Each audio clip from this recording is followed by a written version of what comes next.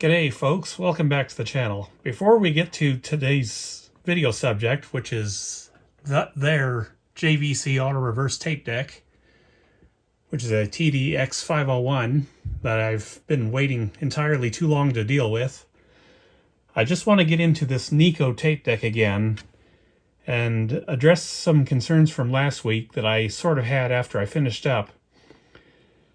See, even though I don't like this machine very much, there was some bug in the back of my mind that made me wonder exactly how good this was for wow and flutter. So what I did was, off camera, I decided to go in and test the wow and flutter and see if I could get the speed calibrated ahead of possibly recycling this unit to, well, not recycling, donating this unit to a local thrift store. Before donating something like this, I really wanted to see just how good it was for wow and flutter and get the speed calibration dialed in. And, well, I immediately found out that there is another problem with this unit. The problem is this thing was running at 0.6% wow and flutter, which is crazy high. I mean, that's ridiculously high. That is 10 times what my best auto reverse tape deck does. The Sansui D905R, and it's about 6 times higher than my RCA MTR 118 runs at.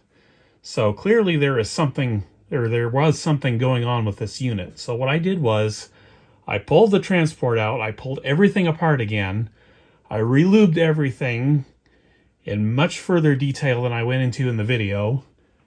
Basically did everything the way I did it for the Sansui unit, which is now running at 0.06 wow and flutter, and got it back together again. I tested it, and nope, it's still running at 0.6%.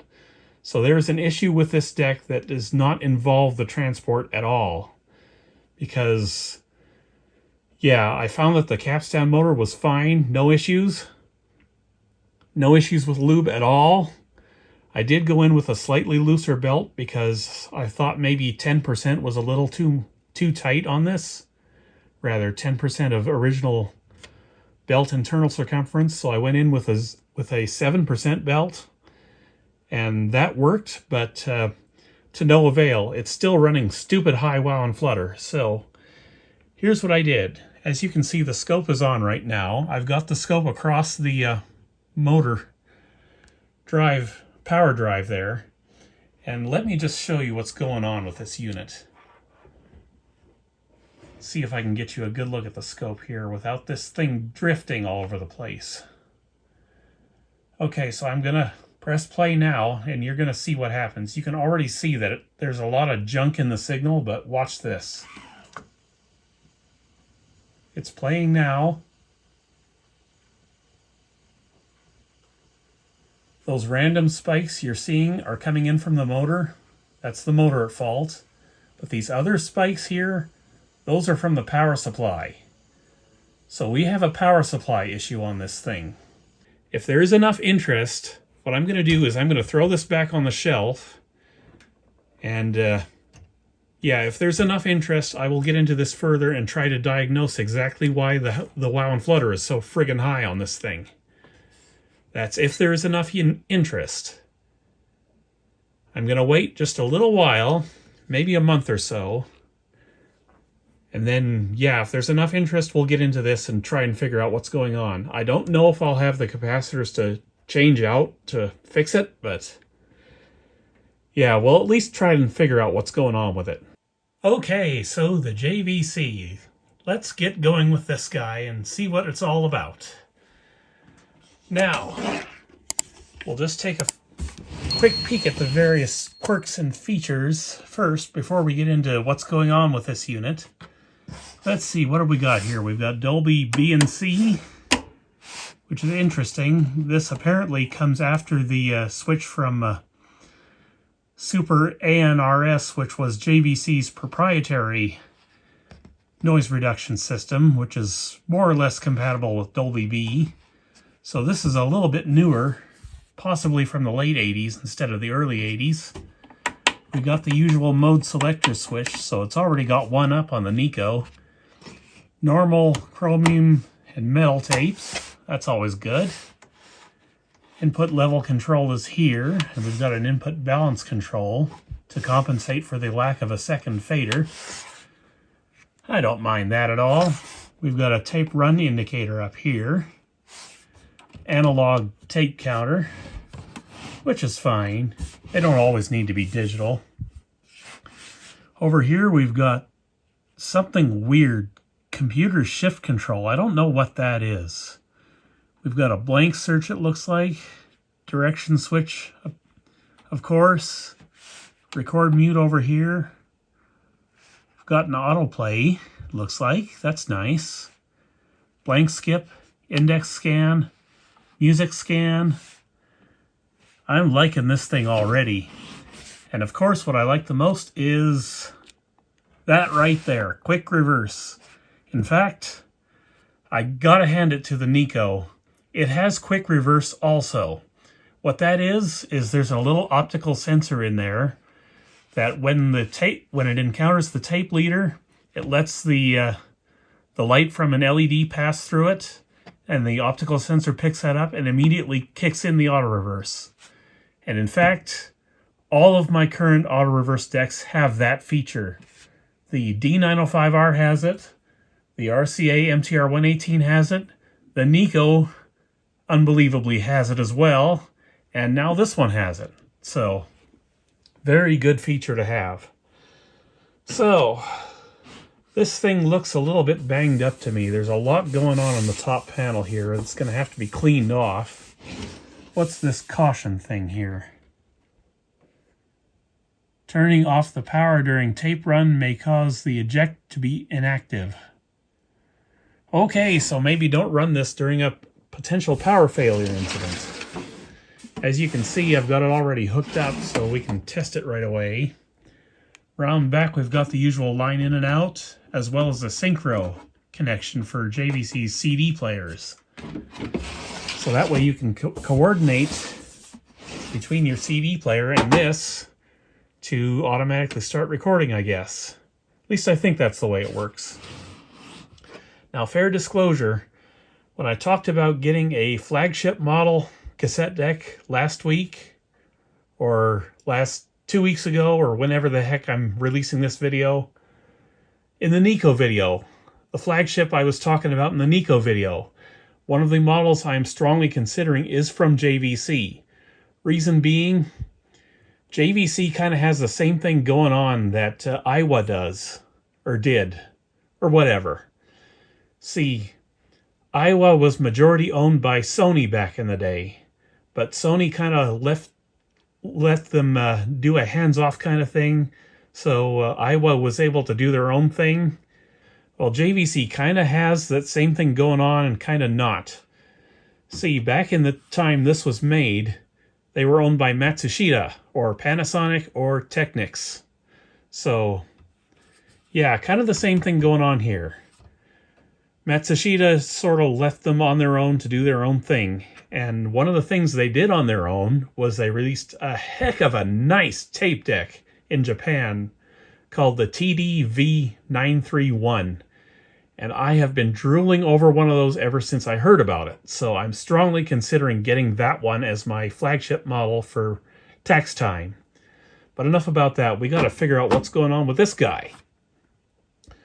So what did the eBay auction say was wrong with this? Well, all it said was buzzing noise.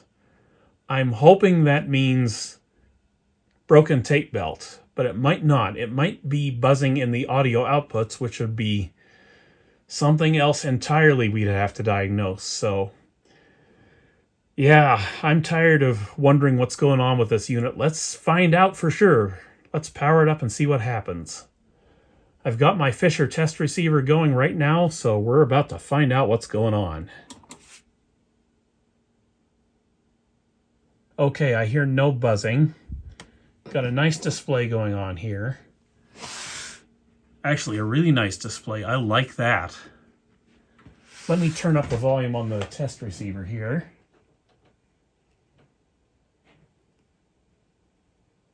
It is cranked and there is no buzzing. So whatever's going on must have to do with the actual cassette drive. I'm going to turn the audio all the way down on the receiver. I'm going to put a test tape in. Let's see, what have I got lying around? Something I can afford to lose. Where's Milli Vanilli at? I don't know why I keep going back to them. Actually, let's not do that. Let's do Melissa Etheridge this time. Yes, I am. Okay, let's see what happens when we hit play.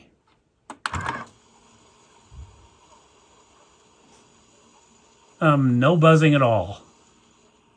And it's playing.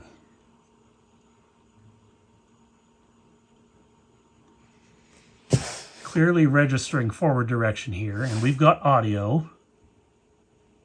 But I cannot play the audio from this because copyright. So let me shut that off. And I'll get the copyright-friendly stuff in. Or supposedly copyright-friendly stuff in. But first, before we play this, let me see what happens here.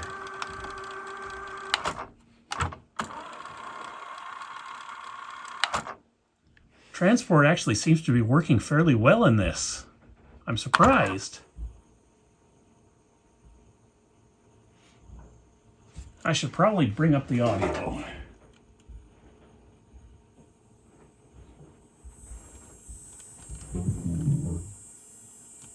Okay, yeah, there is a problem in the audio circuits. Listen to that.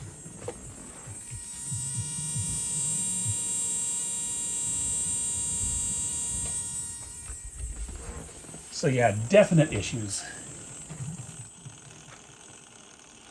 We've got us a mystery here.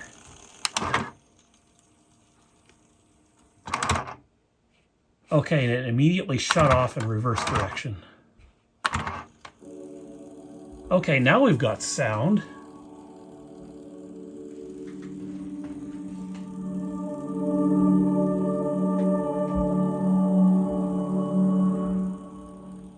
That high-pitched buzzing is still in the audio output.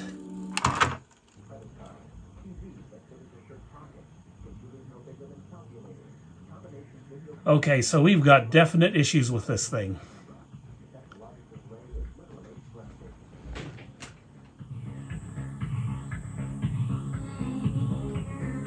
And the speed is off. The speed is way off.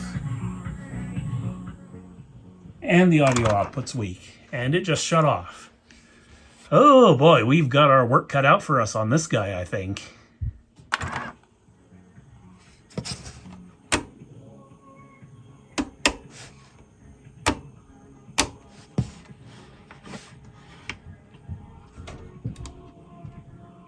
Ah, interesting. I get the feeling I'm actually going to really like this deck once I get it serviced. This one's a real challenge. Okay, that's kind of running slow too. So yeah, we're going to have to get in here and start looking for issues because this thing's got a lot of them. I think what we're going to do is service the transport first, just to get that out of the way. And then we'll come back in a later video and we'll deal with the audio circuitry and try and figure out where that buzz is coming from. And yeah, there's a lot to do on this guy. Lots of video content on this one. So, let me get the screws out of this thing and we'll get the top off and we'll see what's going on the inside.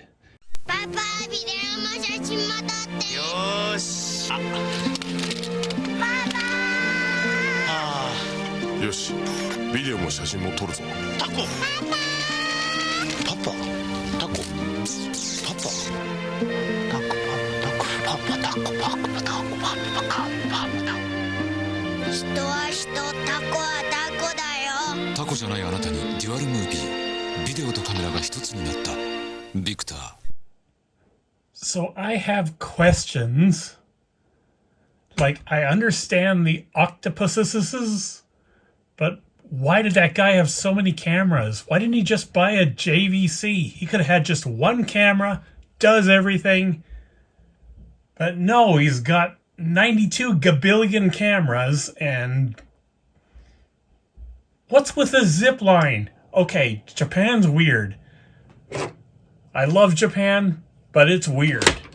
Okay, so I got the top off this thing, so let's just quick have a look around before we get started with the transport. I have some thoughts about where to start looking for this squealing, buzzing, whatever the heck that was noise. And nearest I can think is something's oscillating. At least that's what it sounds like to me. One of these op amps maybe. Now my suspicions would be it's probably somewhere in here. This is the playback amp for the playback head.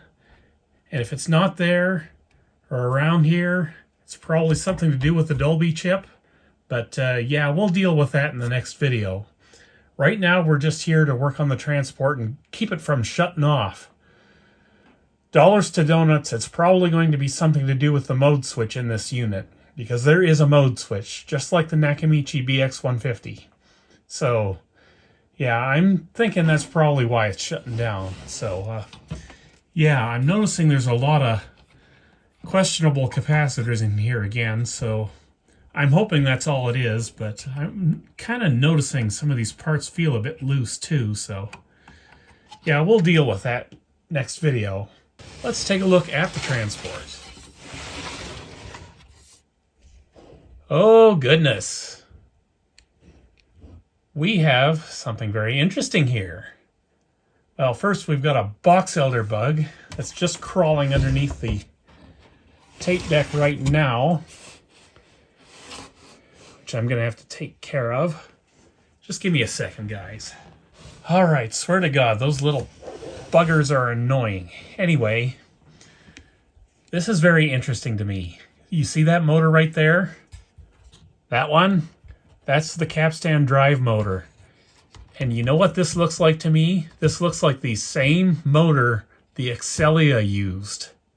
That's actually quite impressive. I'm very happy with JVC for using this. And actually, I'm honestly quite tempted to pull this motor out of here and swap it into the Excelia, because I've got the feeling it's a little bit better motor than what I actually used in the Excelia, even though the Excelia now has a new old stock Matsushita motor.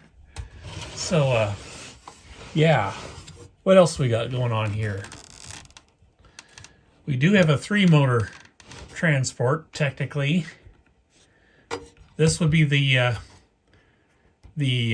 cam motor, real motor, and of course we already talked about the capstan motor, so yeah, it looks like this is kind of interesting to get into, so I gotta start figuring out how I'm going to do this, because it looks like what JVC did was they hardwired all of these ribbon cables in. So, well, most of them anyway. This one is on a connector. But yeah, I think we're going to have to just desolder these 2 motors here and possibly the capstan motor itself. But yeah, nothing's getting done, me just sitting here talking, so let's get into this. And I will indeed start heating up the soldering iron. Let's see, what else we got going on here? This goes to the transport, so we'll unplug that.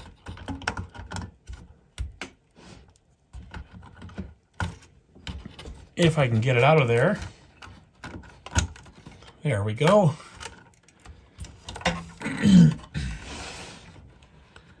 Now, a little bit of an update while we're doing this on a couple of incoming units. Nakamichi number 2 is on the way. It's in Canada right now, actually. So that'll be my 1,000 subscriber special tape deck. It's a NAC 480, so it's an old one, but I wanted to learn that transport, so yeah, that seemed the best way to go about it, is to get an old 480 and work on it. The other thing is, over the weekend, I won a Technics RSB 755 direct drive quartz lock unit. It's my very first quartz lock machine. So I'm very excited to get that one and tear into it because I really want to, if possible, and I don't know if this is possible, I want to make my own speed test tapes. You'll have noticed in the past couple of tape decks I've worked on that I haven't really used my speed test tape in them. Reason being is I'm too scared of those machines tearing up that test tape and me having to go get another one from Fix Your Audio, which takes forever because he's in Europe somewhere. So yeah, I want the ability to make my own. Let's see here. I think I'm just going to pull that board off. So yeah, the Technics is coming. It's being shipped out today, which is Monday. So yeah, I can't wait to get that one. When I get it, we'll do an evaluation video to see exactly what it needs and how good it's running. But yeah, that'll probably be sometime in the new year as well. I really want to get this Denon unit done first. Yeah, let's just take a look at here. And look like a man. No. Yeah, I'm just looking at these reed switches to make sure they're in good shape and they're not overly bent, but we are going to have to get in there and clean those, I'm sure. Just judging from the way this thing's shutting down, I think we're going to have a lot of contacts to clean in this unit. So, what's next? The snoggering iron is heated up, so how about we snogger or desnogger these little wires here. And actually, hold on one second, I'll be right back. Alright, so I forgot to get my old phone out because I was going to take pictures of where these wires are, just so I know how to get them back in there.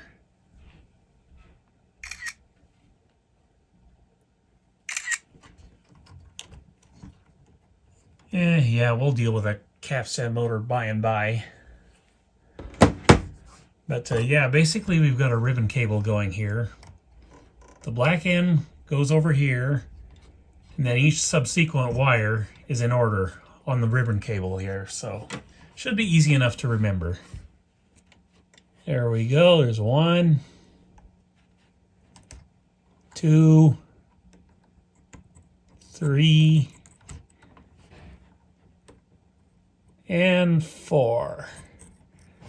But yeah, I'm very, very impressed by how well this is built, especially compared to that Nikon from last week, which honestly I regret buying. I'm sure Nikon has better units than that. At least I would hope they do, because I'm definitely down to giving them another shot in the future. Okay, that's done, so got a couple of screws from underneath to get rid of, I think. Okay, so I now see what they want you to do with this unit. They want you to take the bottom panel off. Just comes off, easy enough. You've got these catches right here that the back panel slides into, and then you just slide it back and pull it off. That's all you gotta do. But you gotta be careful because there's this one machine screw. This goes in this hole right here. So remember that. So yeah, that was a lot easier than I expected it to be. So I'm going to put those screws there so I don't lose track of them. Okay, so continuing on with transport removal. I believe we're going to go in from underneath now for the rest of this. So we'll take the rest of the screws out, like so.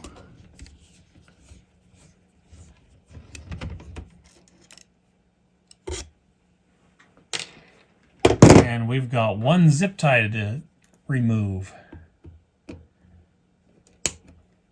And this won't be much of a spoiler, but I might as well tell you anyway, this has been serviced before.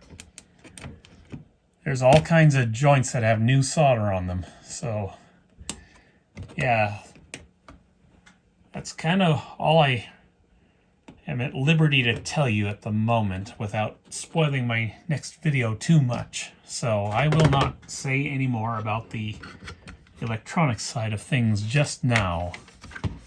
Okay, now how do I get this transport out?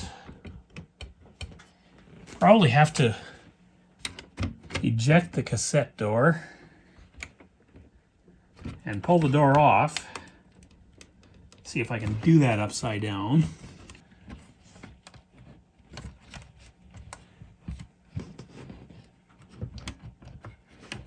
Something's getting hung up, and it's the eject mechanism. And we've got a counter belt trying to work its way out of the deck as well. See if I can give you a look at that. It's just right down in there, you can see it. So that's going to be fun to restring later, I'm sure. But I've done worse. Possibly. I don't know. We'll find out. Okay, counter belt is off.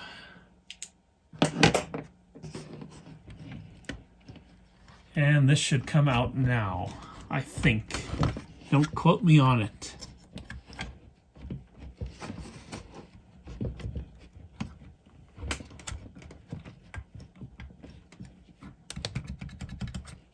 See, this eject mechanism is kind of blocking me in. Oh, there we go. For a minute there, I thought I was going to have to pull that power transformer, or pull this arm assembly off the unit too, and that's kind of, well, maybe it's not tight. Might end up servicing that anyway. Okay, now I got to run these wires through, or pull these wires through, whichever you prefer. And I forgot to unplug the heads. All right, so positive is black on this motor. Gonna go ahead and descrogger this.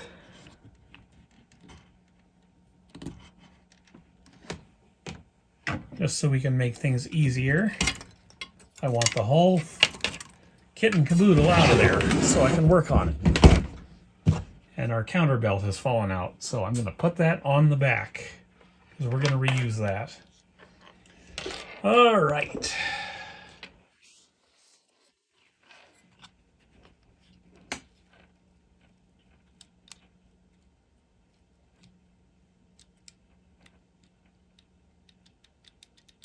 Grease still looks not too bad on the head assembly. Can't tell what kind of grease that is, but yeah, it looks fine. And I'm discouraged to find that we've got two rubber idlers here. However, I am encouraged to find that said rubber idlers appear to be in decent shape. I think.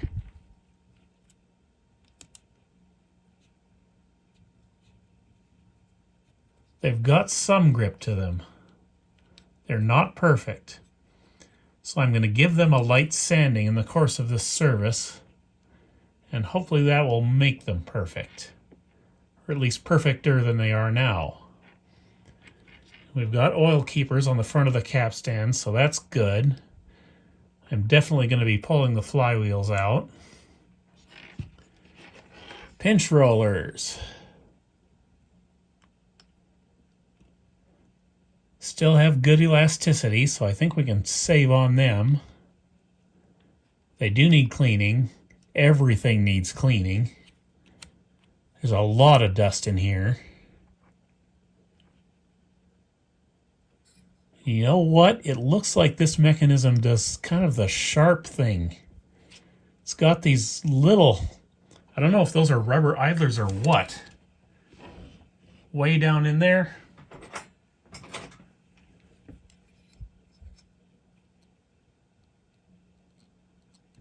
And no, those are not rubber, those are plastic.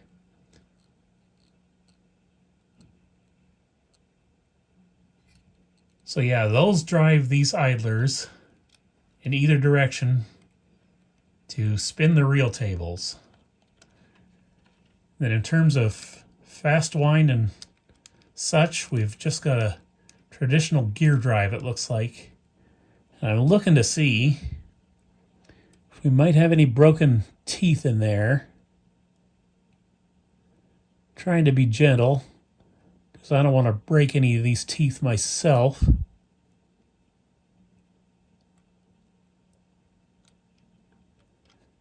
I'm going to stop doing it that way, and I'm going to start doing it from the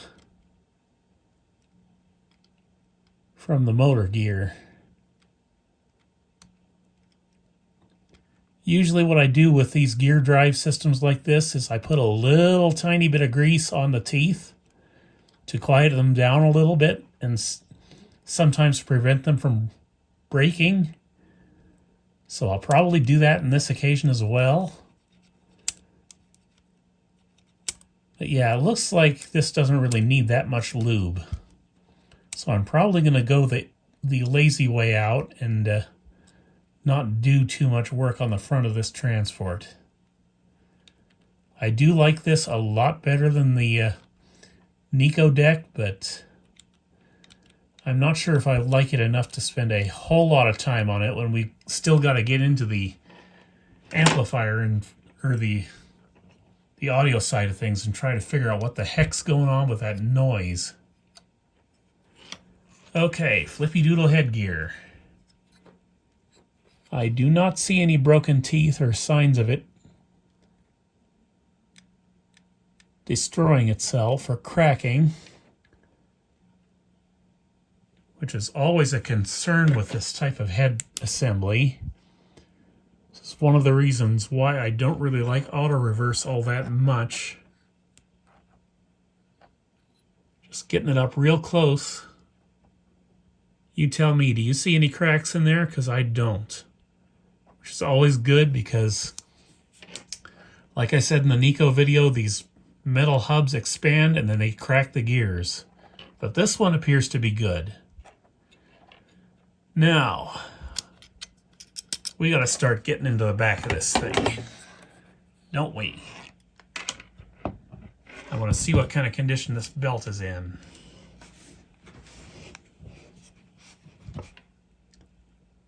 It looks pretty good on the surface of things, but yeah, I just can't get over this motor. I wouldn't expect this to have the same kind of motor that was used in the Excelia, but it really does appear to be the same motor. So how do I get this assembly off?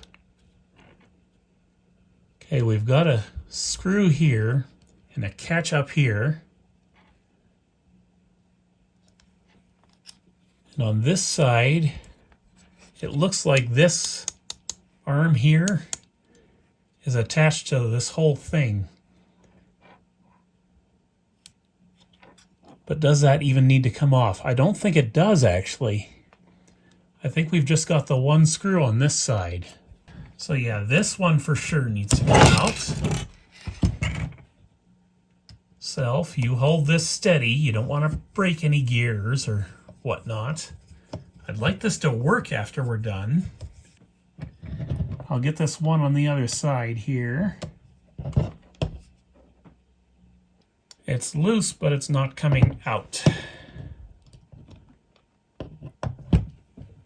So I'm going to try this other screw,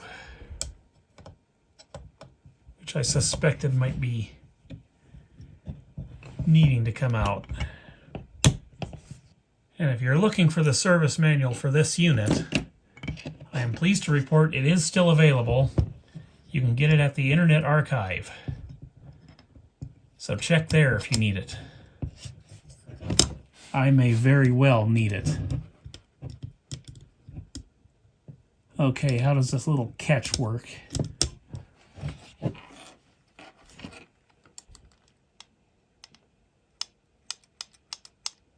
One side is loose, one side is not loose. How do I make the other side loose?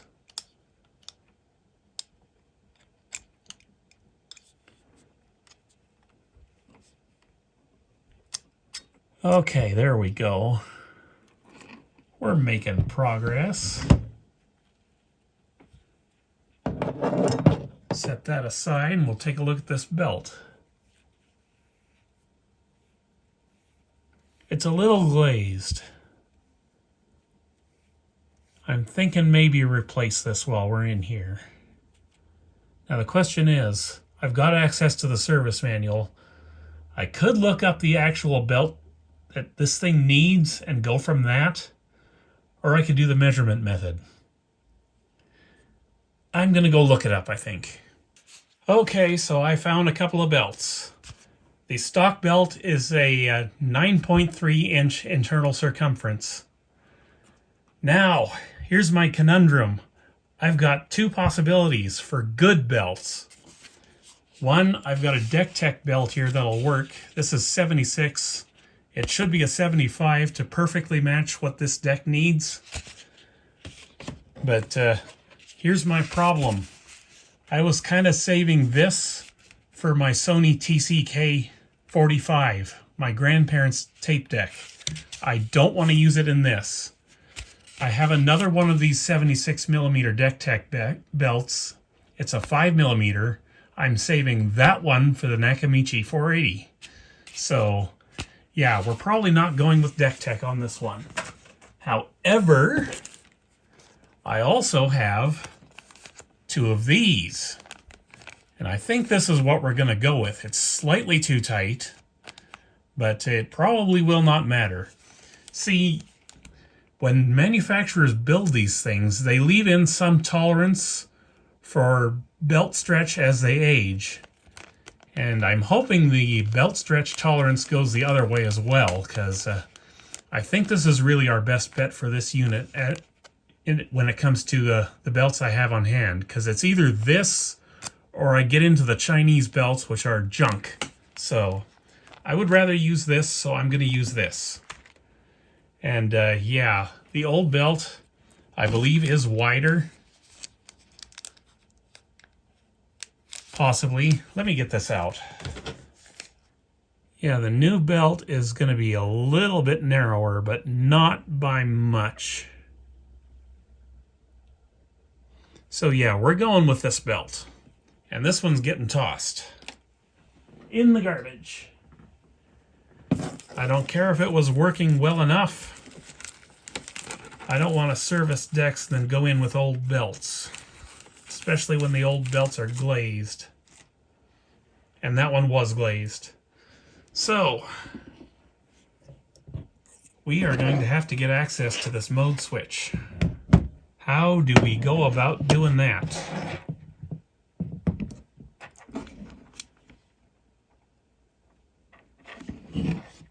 How indeed is the question. Okay, now, when these go back on, they'll be facing me in this direction. So I'm going to pull them out, if I can. I bet those little knurled pulleys are keeping them in. Can I just pull those out without damaging anything? Because we got to get in there for lube and stuff. Yes, this does work like the Optonica. These will fall out the front.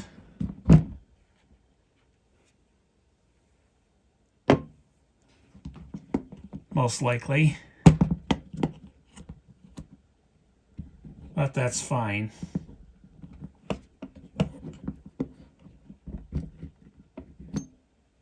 Okay, there's number 2. Springs off. We'll put them on the capstan shafts like so. And now come around to the front. You can just see where those little plastic doohickeys are now.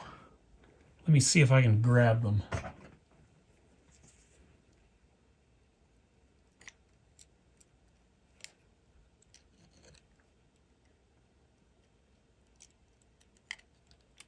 Okay, there's one.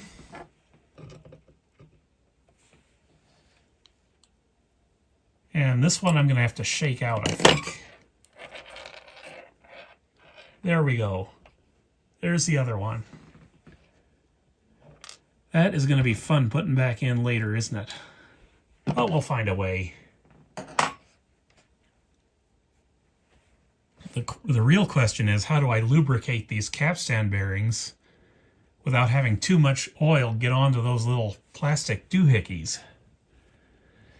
That's going to be fun. Okay, what do we got going on here? Well, we need to get under here. That's what we need to do. How do we do that?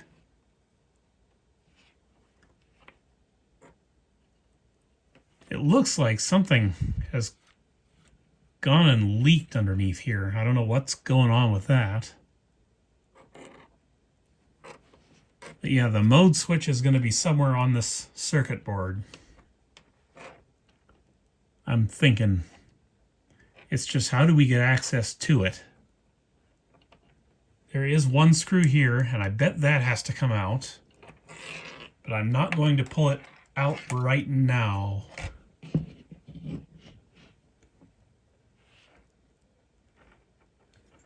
Okay, we got a screw here, right there.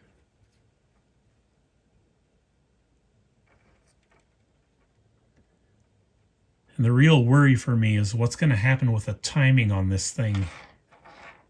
Is it going to need retiming after we're done? But whatever.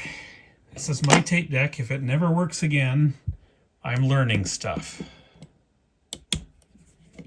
Learning stuff is always worth it. Okay, we've got two identical machine screws there. I know you can't see them, but bear with me.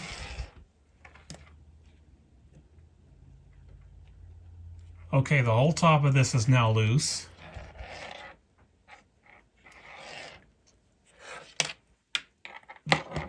Thank God I have the service manual. I have a feeling it may come in handy.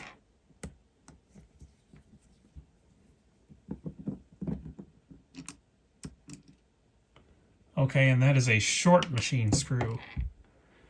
Now, please don't miss time. Oh, there we go. Off she comes. And now this whole thing's pretty much empty. So we'll set that aside.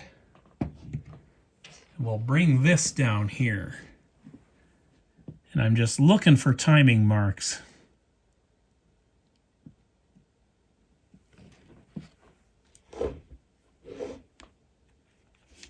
I'm going to have to zoom out a bit because I'm backing you guys almost all the way off the table, and I have to be able to see what I'm doing here.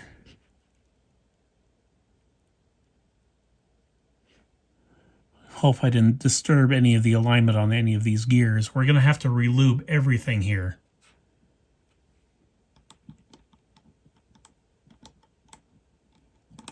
Not sure what they're doing for a clutch here or not, but whatever. There's lots of old grease in here too. Now, where is the mode switch? Oh, I see it. It's right there.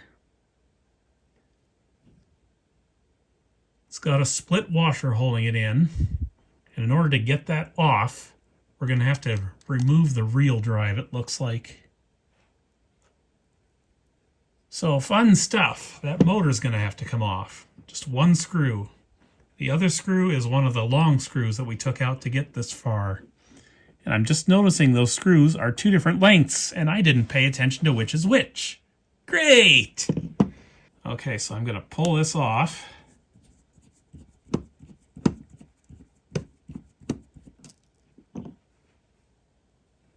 That's another shorter one.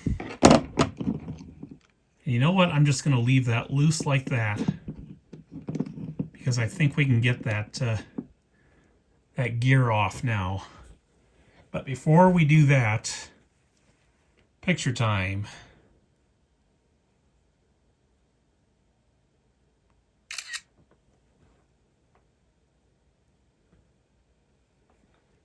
And just for extra insurance, I'm going to grab a Sharpie and I'm going to make my own timing marks here because I really want to be careful with this.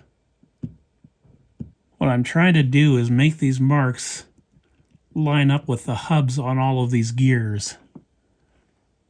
That way I can easily tell where they are. I can't do that with this big mode gear, but we're just going to have to rely on the pictures for that one because obviously my Sharpie ain't going to work for that.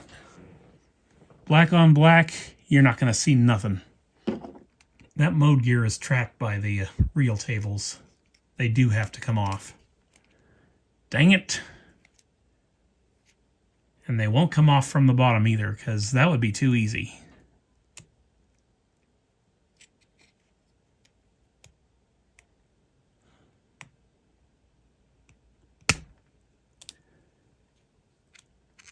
And you know what? I'm giving up on this right now because I just kind of bent the shaft.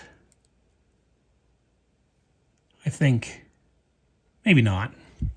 But I'm going to stop right there because I am in danger of causing real damage here. Those do not want to come off, and I do not want to make them. So, how do we clean this mode gear? Well, I don't know.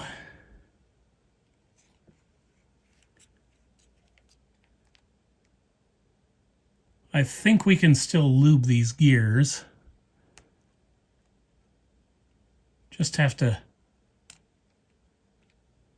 create enough space so we can maybe pull them out and make them go flying like I just did. It looks like some of these, yeah, I can get some of these out for sure.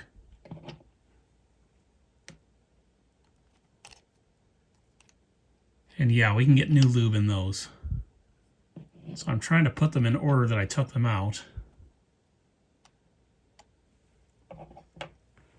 Like so. Yes, it's just how do I get this big one off so I can clean the mode switch. And I think I'm just going to have to do it this way. Just go in underneath with the contact cleaner and just do that. That's the only way I can see to do that.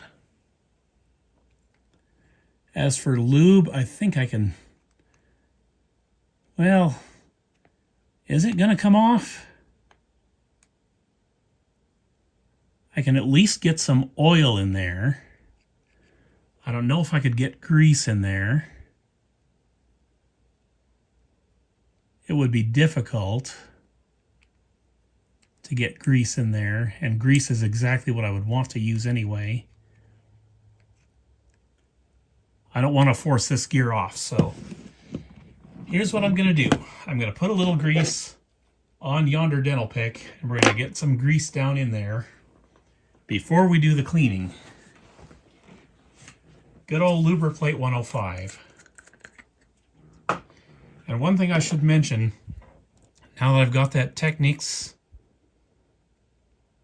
unit coming in, I'm not going to use Lubriplate on that one.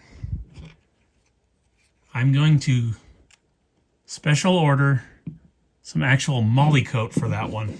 And I've got too much grease on my dental pick. Just a second here.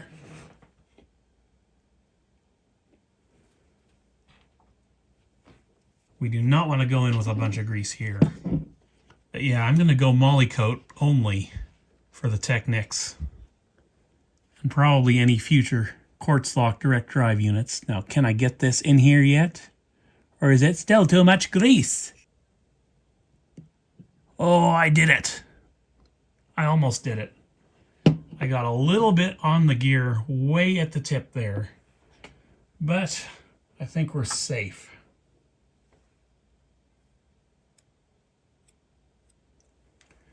Let me just get that real quick. And we're good. Or we should be good.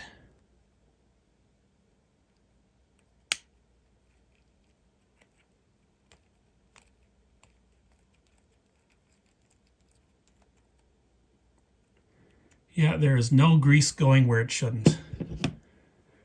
Whew. That was a bit stressful, but not too bad.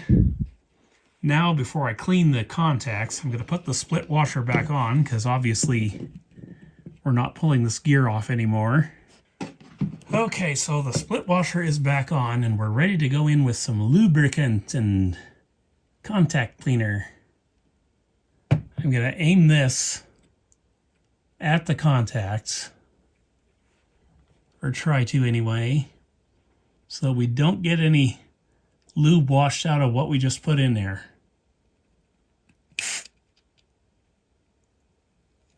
And we're just going to rotate yonder gear around.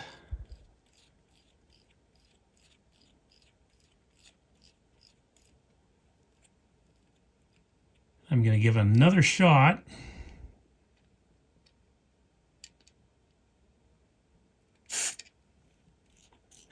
Rotate around again.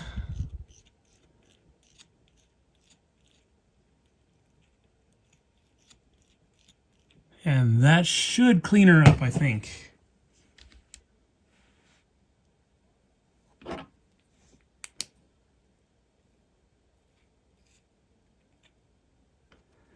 So next up, we're going to clean all the old grease off these posts and relube them.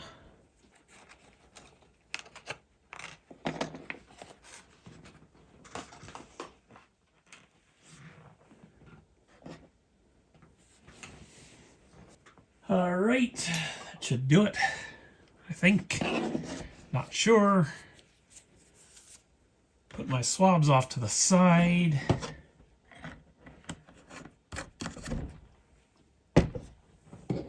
Lubricating time.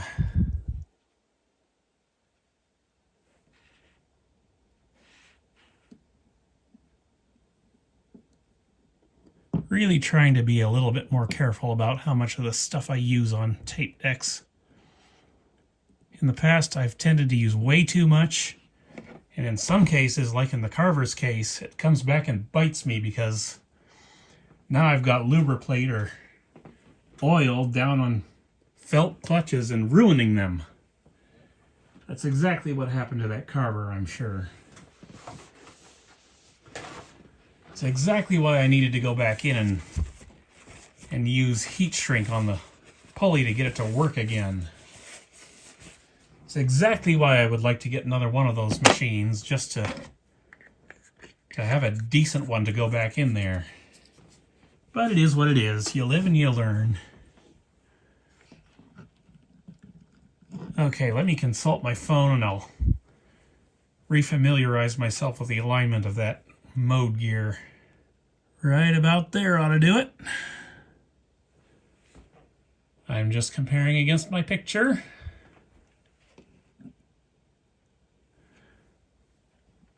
So yeah, hopefully if that's off, it'll reset itself, but with my luck, it won't be off. All right, this gear goes back on.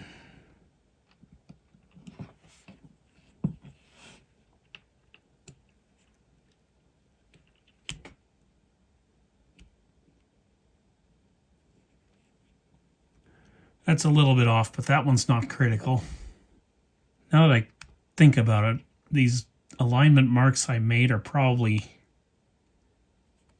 absolutely useless because of the way this mechanism works. So yeah, maybe I just won't worry about that. Now, as far as lube on the teeth goes, I'm actually thinking I'm not going to do that for this. I think it's going to be all right. I will put some on the real drive. I'm just taking a look to see where the clutch is. Clutch is right on top there. Right there. So, yeah, I'm just going to get a very, very tiny amount of lubricate. But yeah, I don't see exactly how you would even clean that mode switch unless you took the whole assembly apart like this, so I don't know, maybe JVC's ease of service isn't all that great. Okay, so the amount of lubriplate I'm going to use is very minor.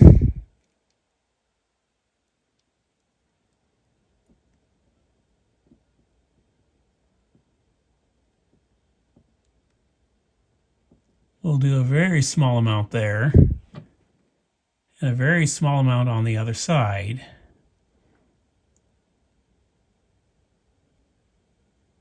Just want to be sure there's not much at all going on, because this would have been designed not to use any lube at all at the factory. The only reason I'm doing it now is because all these gears are brittle old plastic and I can just see them cracking and breaking, and then oops, you've got no more cassette deck because you can't find gears anymore. That seems to have done the trick.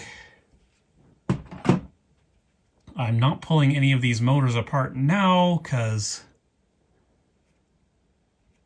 I want to create more video content for myself and more headaches for myself later. That's the way this goes, isn't it?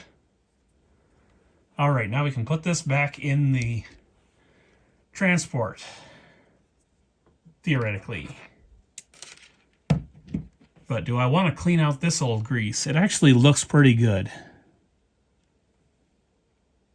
Could be better, I guess. Yeah, let's go ahead and clean that out and put new stuff in.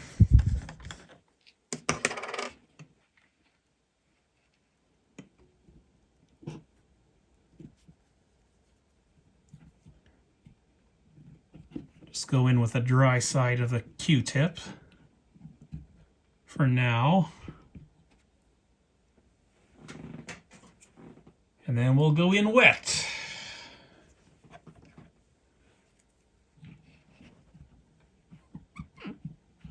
To fully clean it out.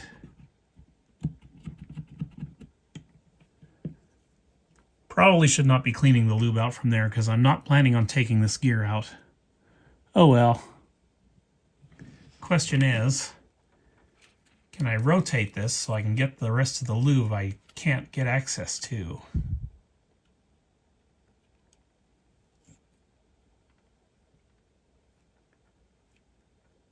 Yes, I can, and I'm hoping my memory is good enough to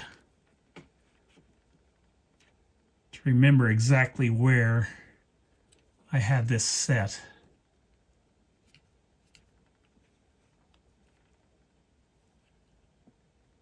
Right there, I do believe.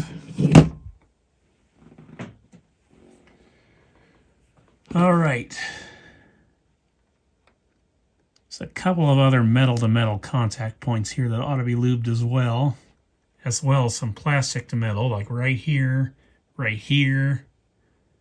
probably a bunch on the other side. I'll do a partial job on that, but I'm not going to go crazy with this, I don't think. I'm going generous with the lubriplate on this gear because it kind of needs to be generous on this gear.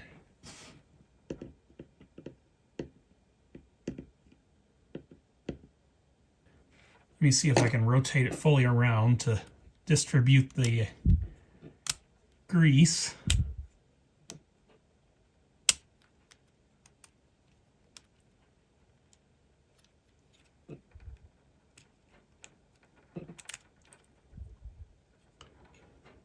Yeah, I'm going to put a little bit more in actually.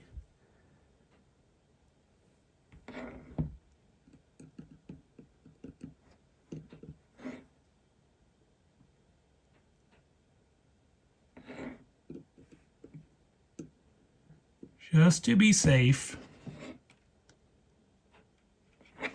Okay, and now we're going to go at these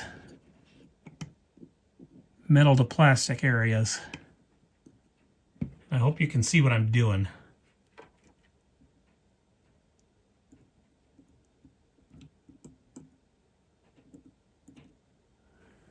That should be good enough for that. We've got one more here.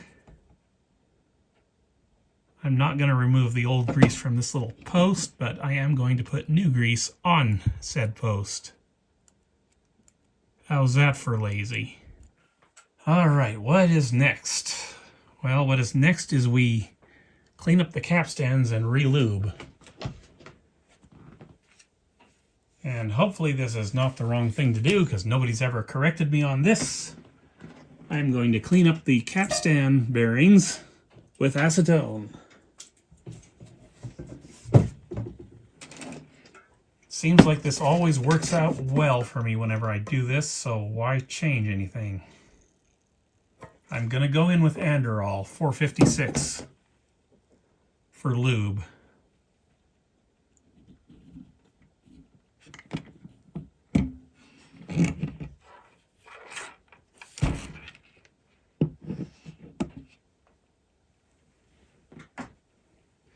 We're going to use one of these pipe cleaners each.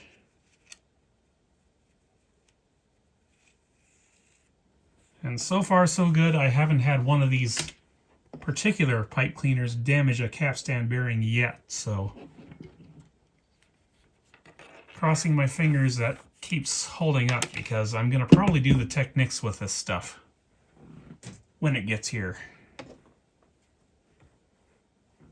And yes, I'm fully aware that I should be doing the other Technics before I get to that 3-head quartz lock unit, but I have plans for that quartz lock unit that may require me to play with it sooner than that. I'm just going to let that dry off here. And I'm changing the way I do my capstan bearings now. See, there's a front and a rear bearing. What I've been doing is I've been doing 3 drops on the rear only and relying on the capstans themselves to push the oil through. I'm not sure that's the way to do it. So what I'm going to do this time, and in all future units, is lube the front with 1 drop, lube the back with 1 drop, and hopefully that'll keep them happy. Because yeah, on this machine in particular, the front bearings are very much separate from the rear ones. So yeah, I think 1 drop each side will be just the ticket for this. Fortunately, acetone dries off quick, so while we're waiting for that to dry, I'm going to go ahead and put this doohickey back in, because doohickey needs to go back in.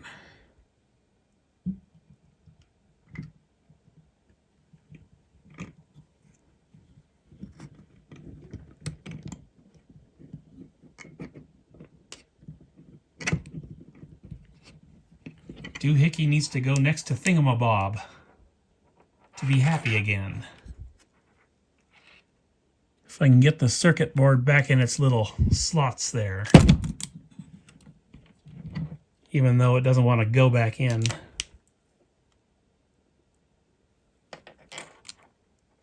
We'll be patient, it'll go. And yes, I know there's a luber plate on the mode gear now. That's fine. It is what it is. And yeah, if this thing's mistimed, then I don't know. We're going to have to pull all this stuff apart again.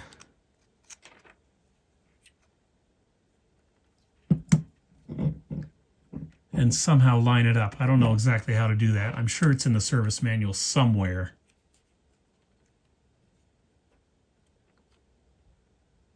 But maybe we'll get lucky and it'll be fine. I did try my best to line things up.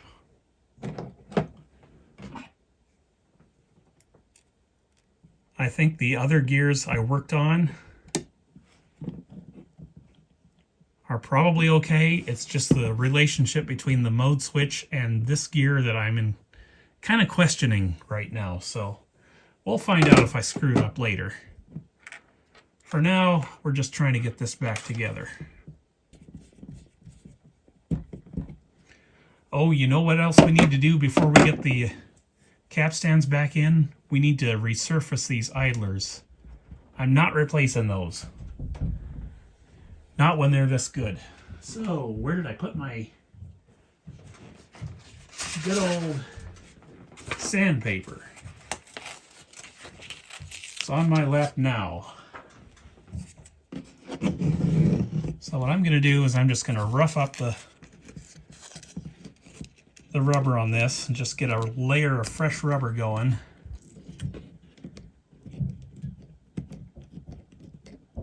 These are actually fairly grippy as they are. Ask me how I know. I'm having trouble getting them to turn even because they're gripping the sandpaper that well.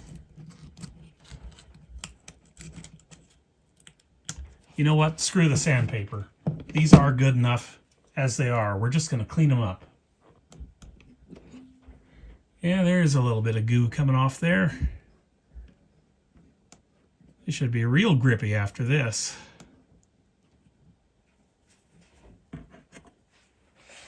I'll just do the other one.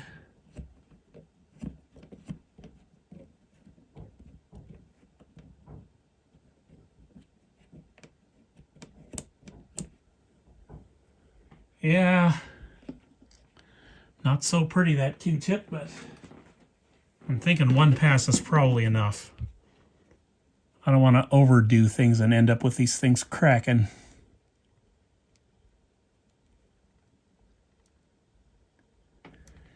And yeah, we could do pinch rollers too, but I tend to prefer doing that when the deck is in and running.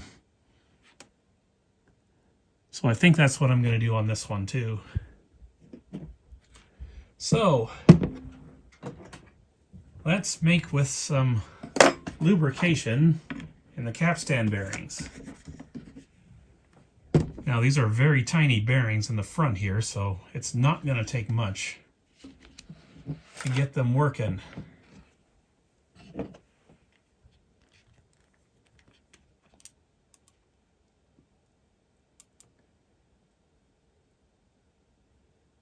And you know this is a machine I actually like because I'm using the Androl. I used sewing machine oil for the Nikon. That's how much I dislike that unit.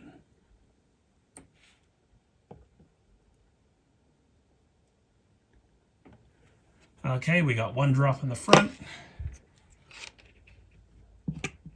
Now, do I still want to do one drop in the rear?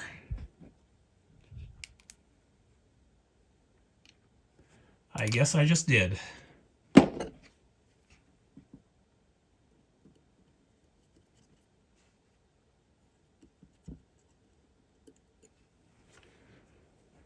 And that feels like it's plenty oil for the job. So the next step would be clean these up and put them in. We're going to let the oil soak in for a bit. That's how we're going to do that. And it's going to be fun putting these little plastic doohickeys in the other side. I remember how much fun that was for the Optonica. So, yes, clean up. And once again, I put the cap on the ISO. Why do I keep doing that when I know I'm going to be needing it right away?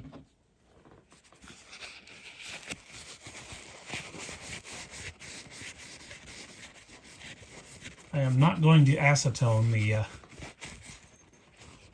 the flywheels themselves this time either. They're clean enough that they don't need that kind of treatment. Acetone is very powerful stuff. You want to use it as little as possible, especially on a cassette deck. All right, that one's clean. We'll just invert my paper towel here and do the other one.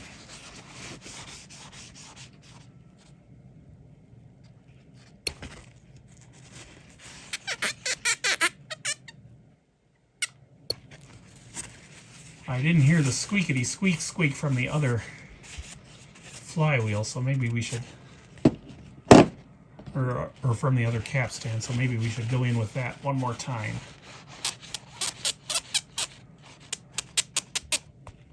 There's our squeakity squeak squeak. Okay. That paper towel's done. And this time I am not putting the cap on my ISO just yet. So how am I going to do this?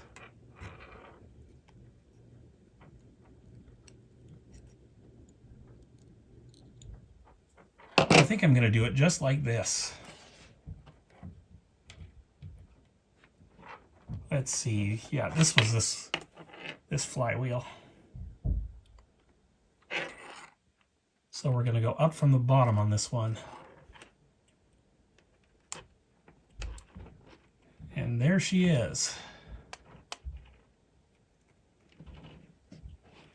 Now we have to center this plastic doohickey. I'm going to use my tweezers for that. And there we go.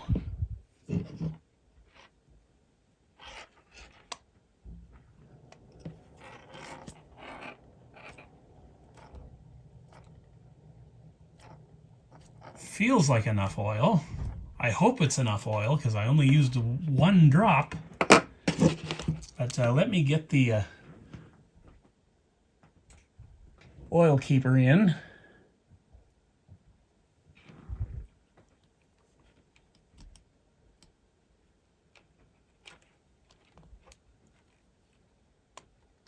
There, perfect. We want to leave just a little space in behind that oil keeper, just so it doesn't add friction or whatnot.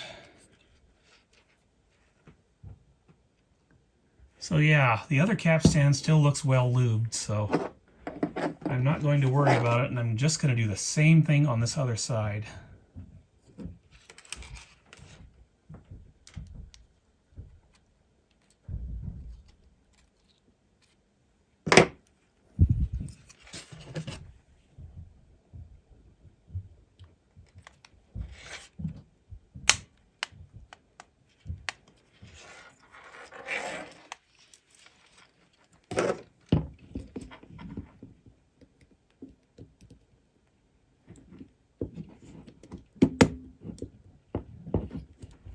There we go.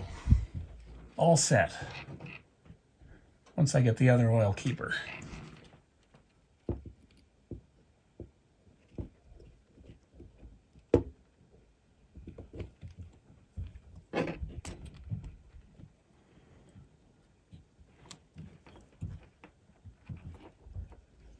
Got a little bit of fibers on that. The oil keeper was out too far. Or in too far. There we go. Perfect. Theoretically. It's only perfect in reality if we don't have to get back in here and retime that mode switch.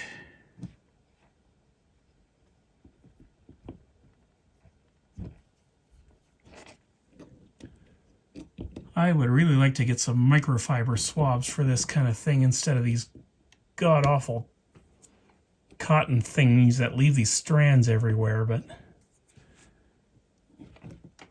I works with what I has.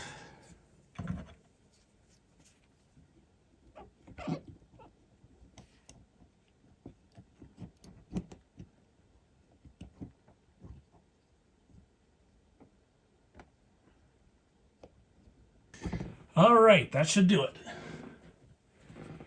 So, come around to the back. Got one more bearing to do, or rather one more set of bearings to do.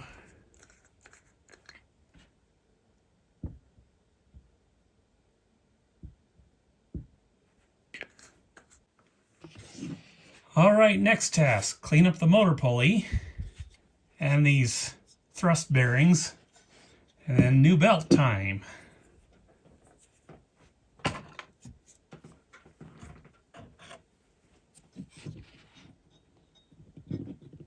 Motor seems to be in good shape, I'm pleased to see. And ooh, this is going to be really tough. Problem is, if I just string the belt right now, it's going to go right down into that gear and get grease all over it. This is not something we want to happen. So how do I avoid that?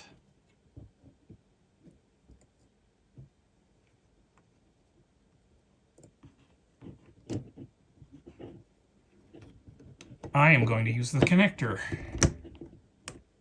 is what I am going to do.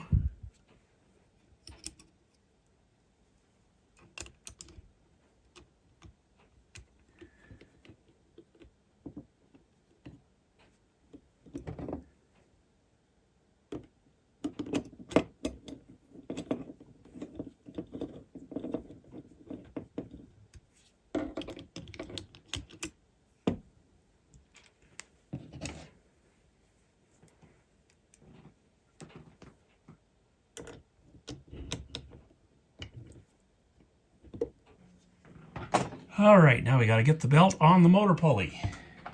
And will that not be fun?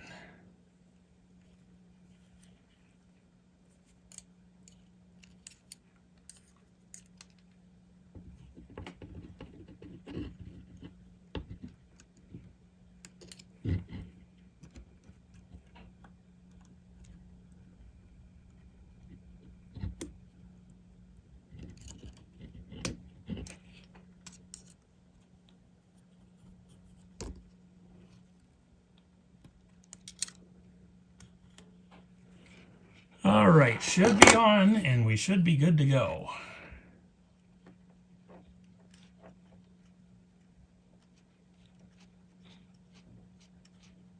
Whether or not we get halfway decent wow and flutter remains to be seen, because we got to get through the audio circuitry first and figure out why that's screwed up in order to get that done.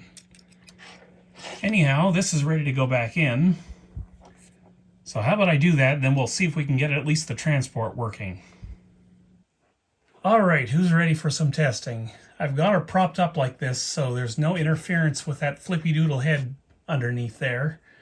So what we're going to do first is, before I even try to get in there and clean the pinch rollers, I'm going to use one of my junk tapes, and we're just going to see if the transport even works.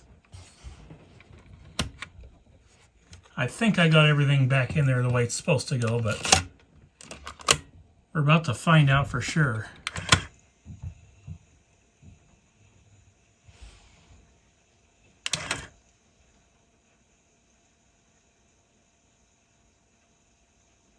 The run indicator is progressing properly. It's reversing well. I don't see any signs of that crazy garbage going on in the audio circuit, but I know it's there. We just can't hear it.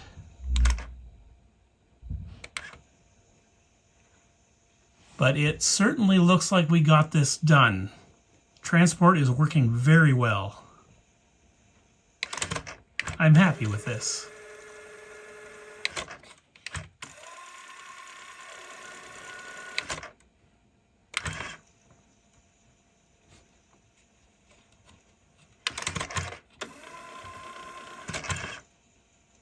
Autoplay even works. So yes, I am happy with this. Now, what's next? Well, we got to dig into the audio circuit issues. So that is next.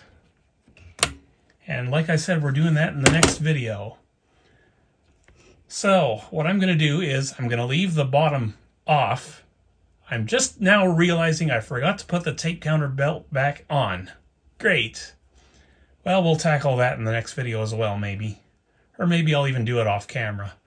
Either way, the transport has been serviced. I'm satisfied with it for now. I did go ahead and clean these switches up top, so those should be nice and clean as well. So yeah, all that's left to do is put the counter belt back in and figure out what the heck is going on with that squealing noise. So, see you in the next video, guys. Take care.